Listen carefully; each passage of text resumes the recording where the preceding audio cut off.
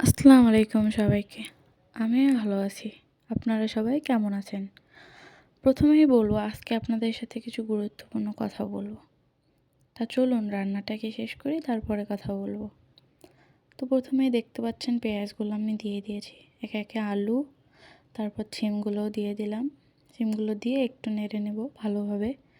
ভালোভাবে নেড়ে নিলে সবগুলো মিক্স হয়ে যাবে। এরপর আমি আরও ভালোভাবে নাড়ব একটু। ভালোভাবে নেড়ে নিলে তেলগুলো দেখা যাবে গায়ে গায়ে লেগে যাবে। লবণ স্বাদ মতো, পরিমাণ মতো, যার যতটুকু লাগবে দিয়ে দেবেন। এরপর দিয়ে দেব হলুদ গুঁড়ো। হলুদ গুঁড়োটাও সেম পরিমাণ মতোই, যা যতটুকু লাগবে দিয়ে দিবেন।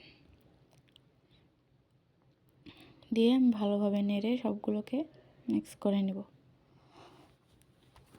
এতে যদি আপনারা চান কেউ একটু পানি দিয়ে শিমটা রান্না করবে,